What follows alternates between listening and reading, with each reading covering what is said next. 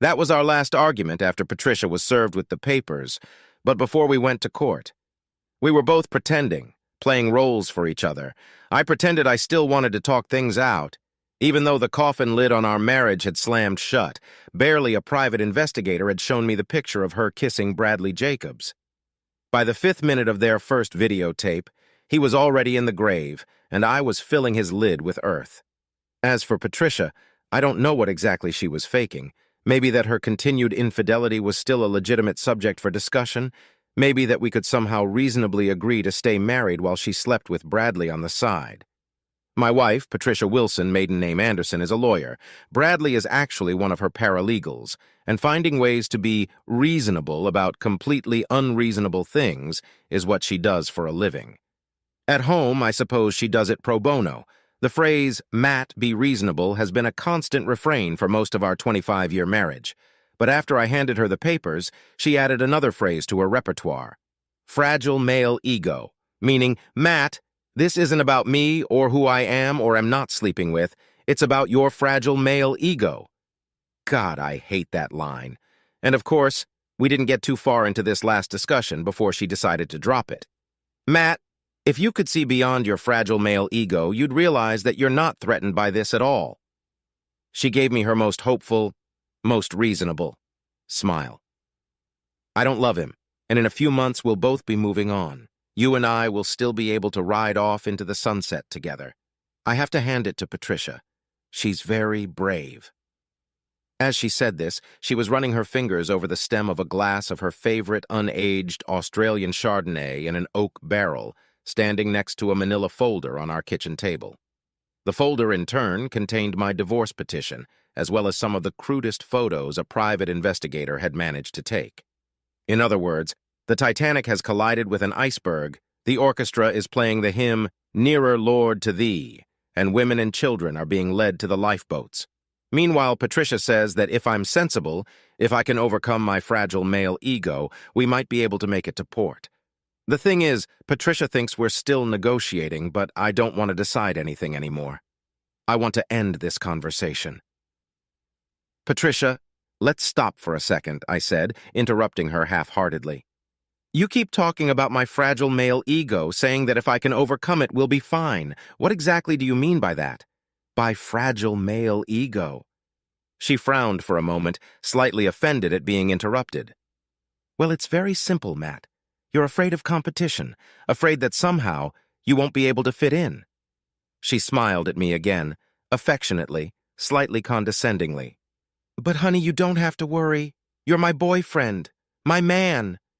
"Who's Bradley then?" She blushed. "Bradley? Well, Bradley's just a toy, like an exercise machine. I'm not going to replace you or fall out of love with you. You have nothing to worry about." I gave her the slightly frowning, slightly bemused look that husbands use when they want their wives to feel superior, usually to get away with something. "So, just to be clear, you think I'm worried that you're going to fall out of love with me or replace me with a younger model?" She nodded, the affectionate smile growing wider. "And you think I'm a little vulnerable because of that? You think I need to be reassured?" "Exactly. And sweetheart, you have nothing to worry about." I spoke slowly, like I was figuring things out. "And somehow this fragility has something to do with me being a man?" She patted my arm, affectionately, condescendingly. "Oh, honey, it's not just you. All men have fragile egos." Her smile widened. "Part of what we wives do is we support our boyfriends, keep you believing in yourself." I wanted to yell at her, ask her how the hell sex with a 25-year-old was supposed to support me, but I knew that would only make her horny. I wasn't surprised Patricia bought into the whole women are stronger than men, pop psychology thing. We'd been going around that nonsense for years. But I was tired. We were almost at the end, and I was tired of walking. "You know, Patricia, you've been using that phrase for a long time," I said, glaring at her. "I let it pass over my ears. One of the things I've learned after 25 years with you is to pick my battles. But if there's one thing I want to leave you with tonight, it's realizing how much this whole argument is bullshit." She started to object, but I continued. "The reason people focus on the fragile male ego is because it seems abnormal. It's like testicles. How many times have you seen a stupid video of a guy getting kicked in the balls? She nodded, about to let me talk about it for a bit before pulling me back in. A lot. Yeah, it's funny, at least for women, because men always seem so strong, and that alone is enough to make most men fall over and throw up. A strong, scary big man suddenly curls up in a ball trying to catch his breath. You know what I mean? Yeah, but it's not funny to watch a woman in the same situation, is it? She nodded. But why wouldn't it be? If one person curled up in pain is funny, why isn't the other? Because it's violence. A man hitting a woman is violence. And a woman hitting a man isn't? I shook my head. Never mind, we're getting off topic. The point is that watching a woman squirm in pain is not funny because we are taught to see women as fragile and weak, so the idea of making a woman cry is neither strange nor particularly funny. I don't see where you're going with this. I took a deep breath. The point is the same with ego. When I go to work every day, my friends, make jokes about my sexual prowess, the size of my belly, my thinning hair, and anything else they can find to tease me about. Now imagine if that's what your girlfriends did to you. Imagine walking into the office and immediately getting comments about every area that seems vulnerable to you. How would you feel? God, she said, I can't imagine a woman doing that to a friend, and certainly not all the time. But that's what happens to us big, strong men. We shrug, throw back our comment, and go about our business. By now, I was patting her hand, affectionately, condescendingly. I wonder if she noticed. In fact, the only area where I allow myself to feel fragile and vulnerable is in this house. It is here that I take off my armor, show my soft pink underbelly, and trust that you won't take advantage of it. What you see as my fragile male ego is me relaxing in the only place in the world where I feel I can be fragile. Do you understand me? Patricia smiled and nodded. I watched her gather herself for another attack. But that's the thing, Matt. You're safe here. You can be vulnerable. I'm not going to leave or give up what we have because of an affair. I took off my glasses, rubbed the bridge of my nose. You still don't get it, Patricia. I believed you when you said I was the world's best lover, even though I knew it wasn't objectively true. Hell, I've only had one lover in the last 25 years, not that much experience. I grinned. I believed you when you said I was enough for you, that my body still turned you on. I took you at your word, even when I realized you were just boosting my ego. With you, I chose to be fragile because I knew I could trust you. And I'm so glad you did. And you betrayed that, I shouted, slamming my hand on the table.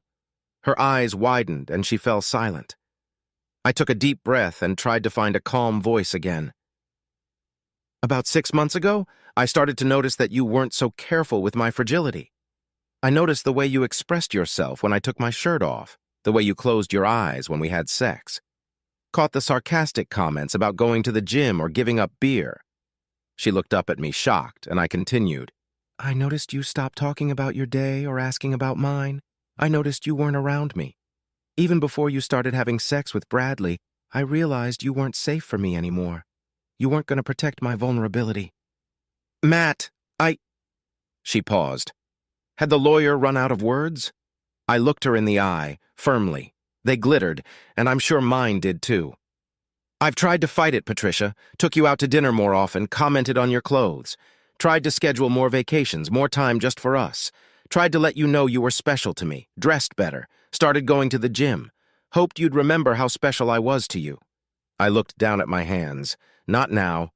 I can't let her see the tears. I can't be vulnerable. Enough of this. It didn't work. You found reasons to cancel dinners, reasons we couldn't go on vacation. Complimenting your clothes, I could see that you were worried I'd notice you were dressing for him. And sending flowers to your office, I never got a reply. I looked up at her. Later, when you started picking fights to avoid having sex with me, I realized I had failed. You had forgotten that I was special, and you were well on your way to no longer being special to me. I've never had a fight to avoid sex, I groaned. Really? That's all she got out of it? Patricia, can't you just be honest, at least with yourself, if not with me? You've been pushing me away for 6 months. She looked up at me for a second, but then lowered her eyes back to her hands. Charming hands. I shrugged. Anyway, yeah, my ego was fragile back then. I spent a lot of time in the office with the door closed, lamenting our relationship. Tried to put on a strong face while at work so you wouldn't see how deeply you hurt me. Started looking for reasons to leave the house so I wouldn't have to spend time with someone who could hurt me and who now so clearly wants to do so. She looked shocked. I smiled slightly and patted her hand again. But you'll be happy to know that my fragile ego has been healed. I found other things to do, other people who made me feel special.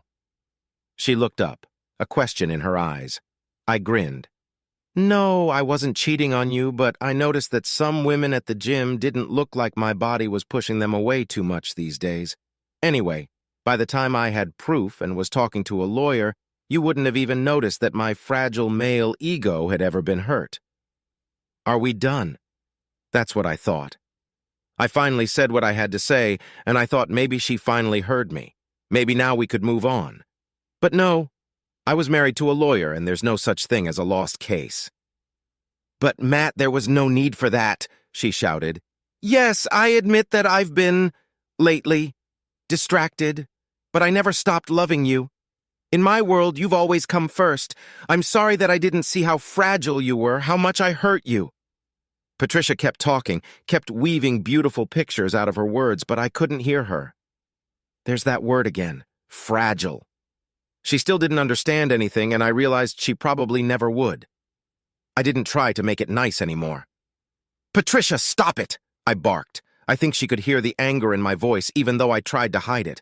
I took a long, slow breath. Let the air out. You still don't get it, do you? Still think it's all about my fragility, my fragile male ego, don't you? Honey, there's no shame in that. All men, Patricia. We all have fragile egos, and we trust those we care about to protect it. Well, yes, of course, but men are especially fragile. I'm gonna let you in on a little secret. I leaned into her like I wanted to confide in her. I tried my best to fight the sarcasm, but she wasn't making it easy for me. Patricia, I've spent most of the last 25 years trying to find a way to be honest with you without hurting your ego. When you asked me if that color lipstick looked good on you or if that dress made you look fat, I had to find an answer that wouldn't hurt your feelings, but also wouldn't let you walk out of the house looking like a crazy clown or a tight sausage. Patricia blushed, and her eyes widened. She wasn't used to such candor. Suddenly I realized I was laughing. Patricia, when I say things like, honey, I'm not sure that lipstick goes with that blouse, or, wow, could you change your clothes? I'm not sure I'm okay with our neighbors drooling over your boobs all night. I was giving you an out, pretending that I wasn't sure what I was saying or that my fragile male ego was being threatened. And do you know why I was doing it? She shook her head. All because I didn't want to jeopardize your ego. That's nonsense, Patricia boiled. I can think of several instances where you explicitly said something didn't look good. I grinned. Oh, I'll admit that I've let things slip from time to time, I said. I think we both remember what happened on those days when I commented on your eyeshadow, like a prostitute's. Or when I told you that, yes, that dress makes your ass look big. Big, hurt eyes, a cold thank you for your honesty, and a week or two of negative bedroom temperatures. I quickly realized that honesty is definitely overrated when it comes to giving my wife my opinion.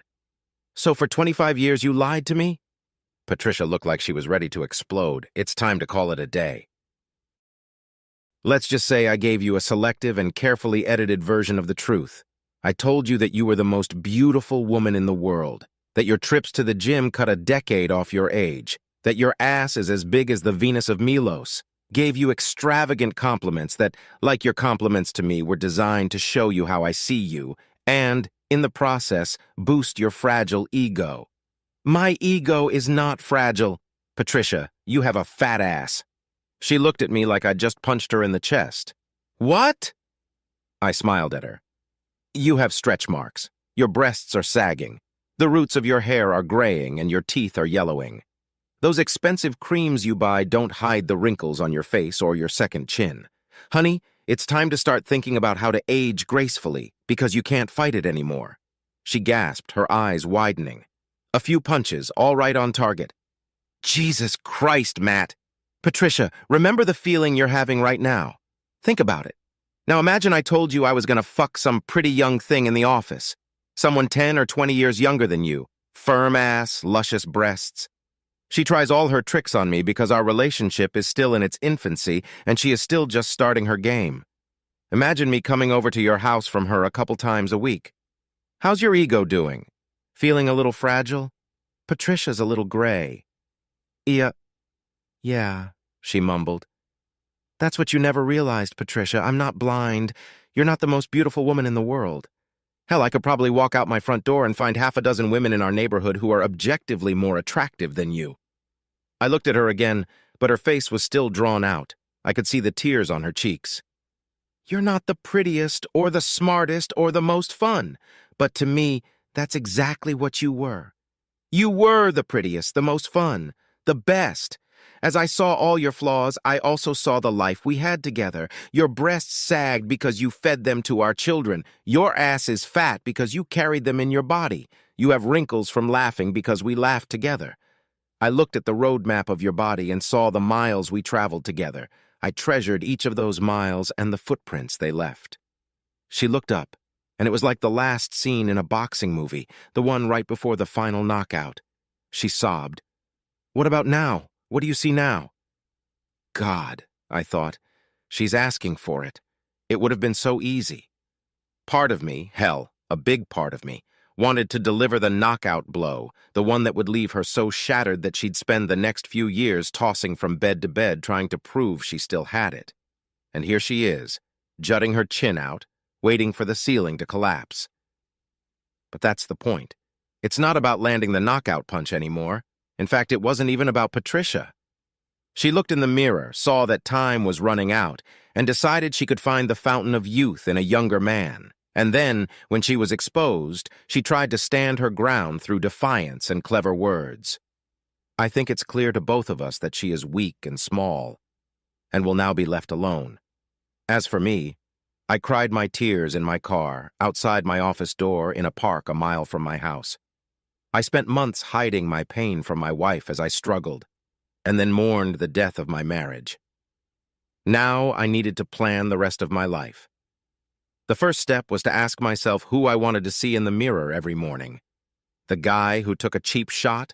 The guy who won some meaningless contest with a weak woman who lost her life? A bully? No. I wanted to see the same guy I see now, a merciful man, a good man, an honest man. I took another deep breath and covered Patricia's hand with mine again. What do I see now?